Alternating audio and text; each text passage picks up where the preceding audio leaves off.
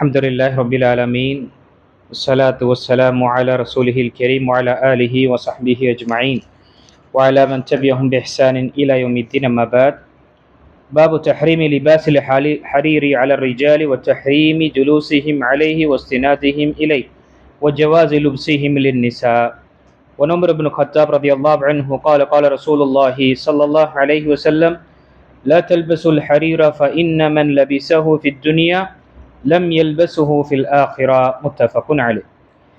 பிணித்துக்குரிய அல்லாஹ் நடிகார்களே, இன்று நாம் பார்க்கக்கூடிய 122ஆம் தலைப்பு, ஆண்கள் பட்டாடை அணிவதும் அதில் அமர்வதும் சாய்ந்திருப்பதும் கூடாது, பெண்கள் அதை அணிவது கூடும். இந்த தலைப்பில் கிட்டத்தட்ட 4-5 ஹதீஸ்கள் வருகின்றன. அதில் சில ஹதீஸ்களை நாம் பார்க்கலாம். முதல் ஹதீஸ், உமர் இப்னு கத்தாப் ரலியல்லாஹு அவர்கள் அறிவிக்கின்றார்கள், அல்லாஹ்வுடைய தூதர் ஸல்லல்லாஹு அலைஹி வஸல்லம் கூறினார்கள், பட்டாடை அணியாதீர்கள், இவ்வுலகில் அதை அணிந்தவன் மறுமையில் அதை அணிய மாட்டான் என்று நபி ஸல்லல்லாஹு அலைஹி வஸல்லம் கூறினார்கள். இந்த ஹதீஸ் புகாரி மற்றும் முஸ்லிமில் வரக்கூடிய ஹதீஸ். அதே போல மற்றொரு ஹதீஸில் நபி ஸல்லல்லாஹு அலைஹி வஸல்லம் கூறினார்கள், இன்னமா யல்பசு அல் ஹரீர மன் லா ஹலாக லஹு, நர்பாக்கியம் இல்லாத ஒருவன் தான் இவ்வுலகில் பட்டாடை அணிவார் என்று நபி ஸல்லல்லாஹு அலைஹி வஸல்லம் கூறினார்கள். இதுவும் புகாரில் வரக்கூடிய ஹதீஸில் இருக்கு. இப்போ இங்கு கணித்துக்குரிய அல்லாஹ் நடிகார்களே, ஆடை சம்பந்தப்பட்ட தலைப்பில் நாம ஹதீஸுகளை பார்த்து கொண்டு வருகின்றோம்.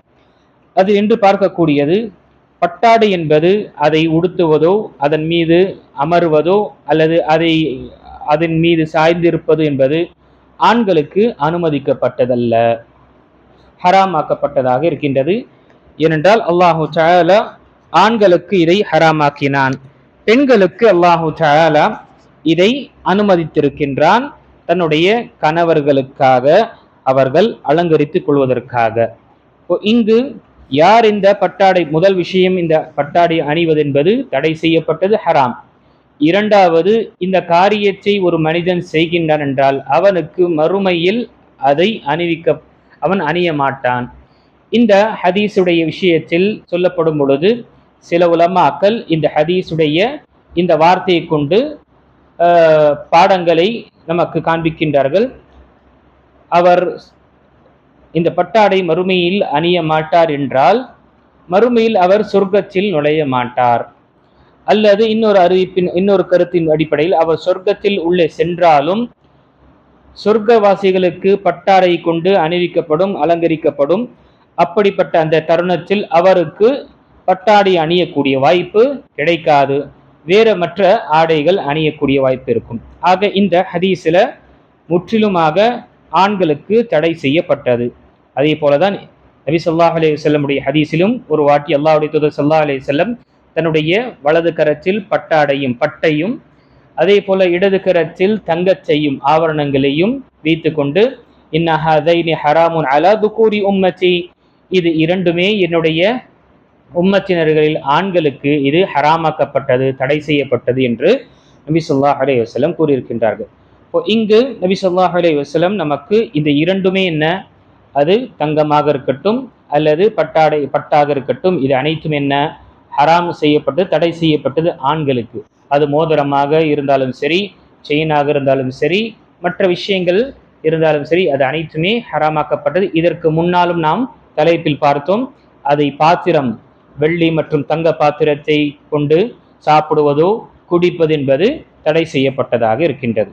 நாம் இந்த ஹதீஸுடைய விஷயங்கள் நாம் அறிந்துவிட்டு கடைசியான ஹதீஸில் நபி ஸல்லல்லாஹு அலைஹி வஸல்லம் சொல்லக்கூடிய புகாரில் வரக்கூடிய ஹதீஸில், தங்கம் வெள்ளி பாத்திரங்களில் நாங்கள் பருகுவதற்கும் அதிலே நாங்கள் சாப்பிடுவதற்கும் மேலும் பட்டாடை அணிவதற்கும் அதன் மீது நாங்கள் உட்காருவதற்கும் நபிகள் நாயகம் ஸல்லல்லாஹு அலைஹி வஸல்லம் தடை செய்தார்கள். இந்த ஹதீஸ் புகாரில் வரக்கூடிய 5837ஆம் ஹதீஸில் வருகின்றது. இப்போ இங்கு ஒரு கேள்வி வரலாம். ஜுபைர் இப்னு அவ்வாம் ரலியல்லாஹு அன்ஹு அவர்களுக்கும் அப்துர் ரஹ்மான் பின் அவுஃப் ரலியல்லாஹு அன்ஹுமா இருவர்களுக்கும் நபி ஸல்லல்லாஹு அலைஹி வஸல்லம் பட்டாடை அணியக்கூடிய அனுமதியை கொடுத்தார்கள். அதுவும் நமக்கு வரக்கூடிய புகாரில் வரக்கூடிய ஹதீஸ், புகாரி மற்றும் முஸ்லிமில் வரக்கூடிய ஹதீஸில் இருக்கு. இப்போ இங்கு நபி ஸல்லல்லாஹு அலைஹி வஸல்லம் இருவர்களுக்கும் பட்டாடை அணியக்கூடிய அனுமதி இங்கு தந்தார்கள். இங்கு பொதுவாக தடை செய்யப்பட்டிருக்கின்றது. இந்த இரண்டுமே எப்படி நாம் அணுகுவது? இங்கு இமாம் அன்னவி ரஹிமஹுல்லா அவர்களே ஒரு தலைப்பை அமைத்து இந்த ஹதீஸுடைய தனி ஹதீஸை குறிப்பிட்டிருக்கின்றார். என்ன தலைப்பு?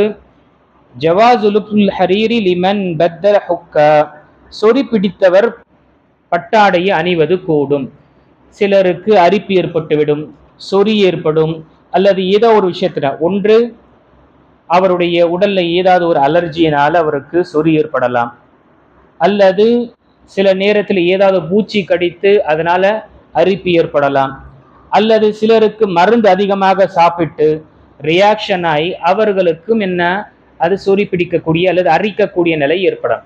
அப்படி இருக்கக்கூடிய மனிதர் சாதாரண ஒரு ஆடை அணியும்பது என்பது அது ரொம்ப சிரமத்தை ஏற்படுத்தும். அதனால அவர்களுக்கு மார்க்கம் இப்படிப்பட்டவர்கள் சொறி இருக்கு அல்லது அரிப்பு இருக்கக்கூடியவர் மிகவும் மிக ரொம்ப சிரமமாக இருக்கக்கூடியவருக்கு என்ன இந்த பட்டாடை அணிவது அனுமதிக்கப்பட்டது.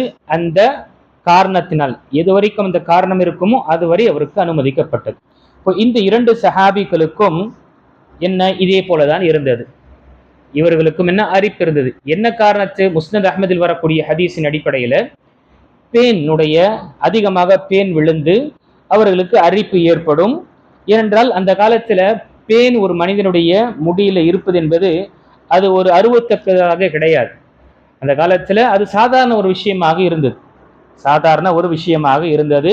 அதனால பேனோ அல்லது ஈரோ பார்த்தார்கள் என்றால் அதை அவர்கள் வெறுப்பதோ அல்லது அவர்களிடமிருந்து விலகி இருப்பது என்று இருக்க மாட்டார்கள்.